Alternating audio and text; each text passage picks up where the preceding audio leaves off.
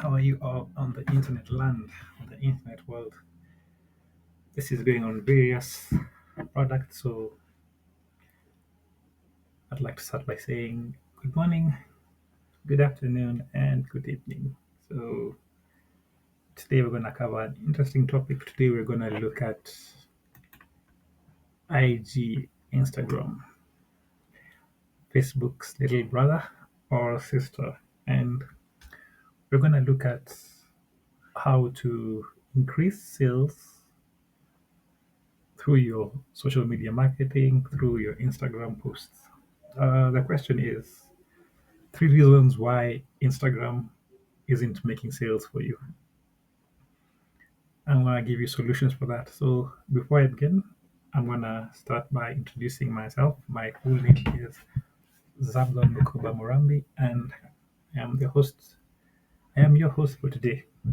So the purpose of this video is to help your business and other small businesses grow by stop making mistakes that found I have found with not only you but many of my current clients.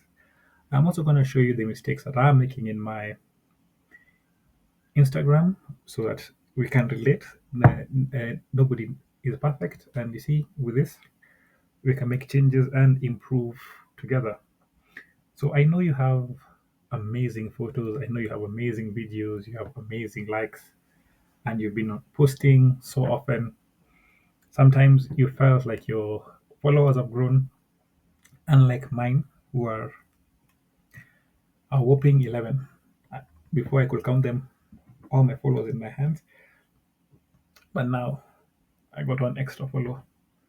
So I know I work with a dozen of businesses and they're struggling with making sales. So I'm gonna point out three facts or three things that we overlook when you're posting to grow your business to ensure you are having the best results for your through your Instagram marketing. Since it's an expense, we have to make sure you are profitable doing this or using this. Aha. So let's get onto it. So the first mistake, or rather, the first thing that we overlook is posting for likes and not for sales. I also preach that there are times you need to have content that is entertaining so that not when people are coming to your page, they're not just being sold. You need to have content that is relates and entertains that'll keep them on your page or make them scroll further. And secondly, if they can share your page to get the word out, or more importantly, to go viral. Sometimes there's a what's it called? There's a feeling when you're posting and you go like, oh my goodness, this video has got so many likes, this video has got so many comments. So you want to chase that, but in reality, you're in business and you're doing this to make money. So you want to make content that is engaging, yes, but more importantly, content that draws you sales. So I will give you an example.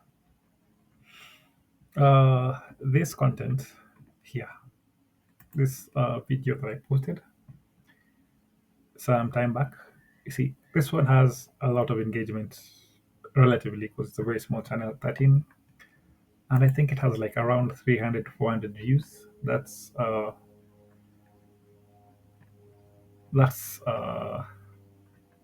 that's way more than my actual views that build on my business. Another one is this one. This one has, I think, 1,500 views and a few number of clicks versus the ones that don't have anything. The ones that talk about the business and everything. Yeah, like this one. So it's easy to get lost trying to chase that to show that your marketing is working. But yeah, it's not that it works, but and the best way forward is to post content that shows awareness, where you teach your people, your clients, or your fans, or your followers about your business. You teach them about your products. You teach them about your services, where they know you exist and you're top of mind. Another type of content you can post is social proof, in terms of testimonials. People, you have your best clients, your favorite clients talking about your business. Another thing you can post is behind the scenes videos and photos to get to know that you're a real business, and you're looking for a business. You're not just any other channel. Uh, Another thing to talk about, or in addition to your posts, is having a clear call to action. Like whatever post you're doing, tell the people what you want to do. You want them to email you. You want them to buy the product. You want to schedule a visit. That's very important. Uh, I don't know if it's wise to search other people's Instagram and comment, but that might be complicated for other reasons. Yeah. So another thing we can talk about is, excuse me, another thing we can talk about that you're not selling is you're using industry jargon. There are times where you're so used to you're in your business, you're so in your mind, you think people understand, you think people know what you're talking about, you think people are like you. So you can use technical terms that only industry people might use. Here are quick examples. Uh, Clinically proven, high performance, premium. It's only you who knows this stuff.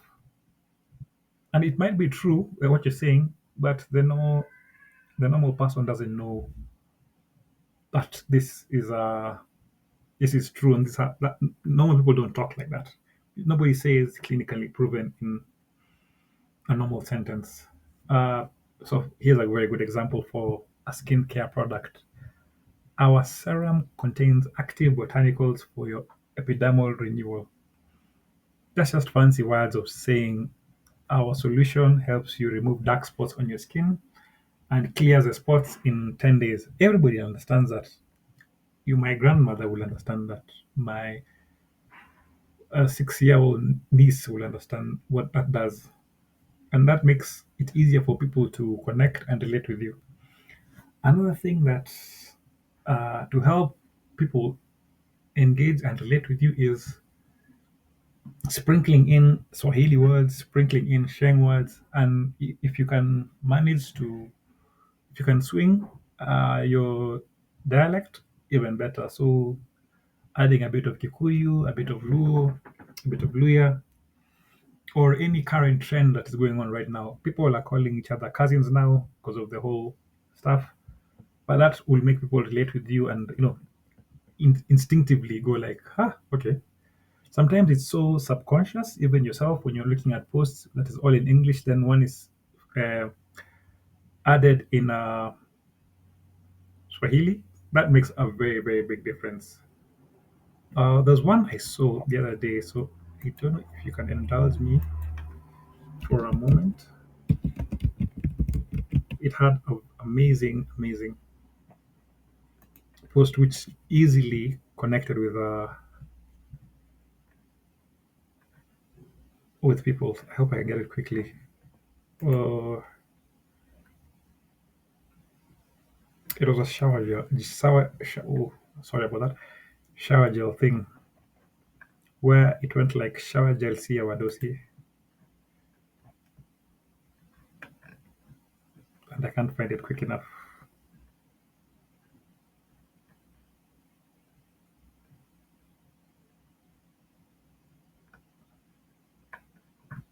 I hope this is the one.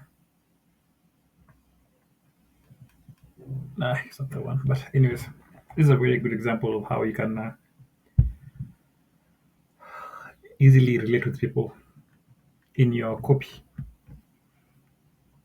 All right, so I'm going to go to the third point, which is one of the reasons why you haven't sold or not selling products in over here in Nairobi is Kenya is a very low trust society. We don't trust people easily, especially somebody selling something online because of so many negative experiences. There are so many con men around, and every so often you hear about this person has been swindled, this other person has been conned, this other person has lost money.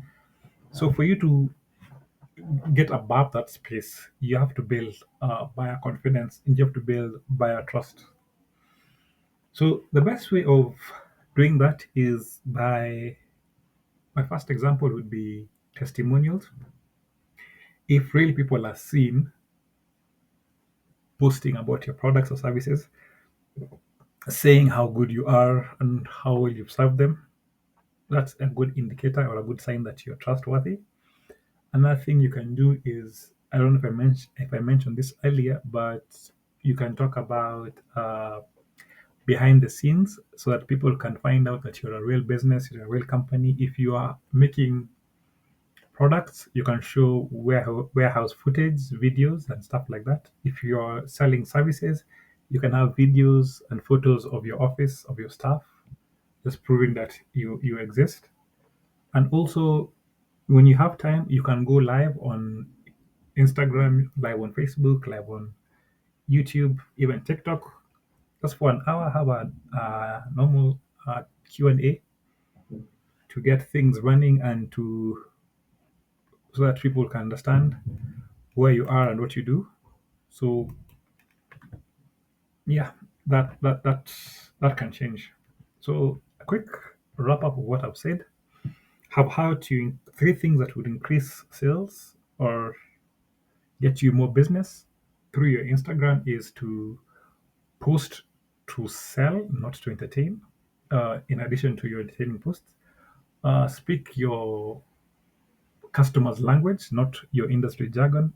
And lastly, take time to build trust with your clients. You don't need 100,000 followers. You don't need 50,000 followers to be profitable.